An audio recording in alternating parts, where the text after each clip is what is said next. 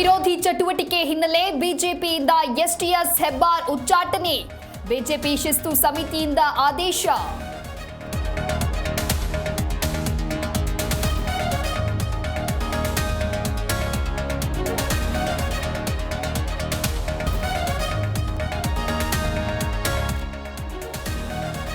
ನಮ್ಮನ್ನ ಬಿಜೆಪಿ ಪಕ್ಷ ಬಲಿಪಶು ಮಾಡಿದೆ. ಉಚ್ಚಾಟನೆ ಮಾಡಿರೋದು ಒಳ್ಳೆಯದೇ ಆಯ್ತು. ಶಿಸ್ತು ಸಮಿತಿ ಆದೇಶಕ್ಕೆ ಸ್ವಾಗತ ಎಂದ ಸೋಮಶೇಖರ್.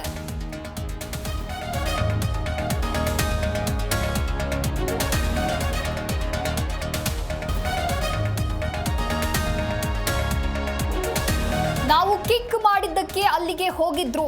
ಸತ್ಯ ಹೇಳಿದ್ದಕ್ಕೆ ಬಿಜೆಪಿಯಿಂದ ಉಚ್ಚಾಟನೆ. ಬೆಂಗಳೂರಿನಲ್ಲಿ ಸಚಿವ ಈಶ್ವರ್ ಖಂಡ್ರೆ ವ್ಯಂಗ್ಯ.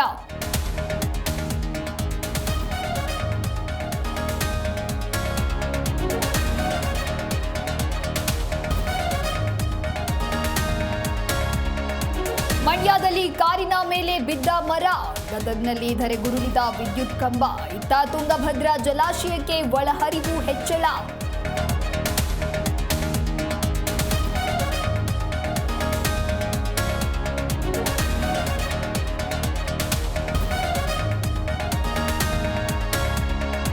ಮುಂಗಾರಿಗೆ ಉತ್ತರದಲ್ಲಿ ನದಿಗಳ ಅಬ್ಬರ. ಕೃಷ್ಣೆ, ದೂಧಗಂಗಾ, ವೇದಗಂಗಾ ತೀರದಲ್ಲಿ ಅಲರ್ಟ್. ಚಿಕ್ಕೋಡಿಯಲ್ಲಿ 3 ಸೇತುವೆ ಜಲಾವೃತ.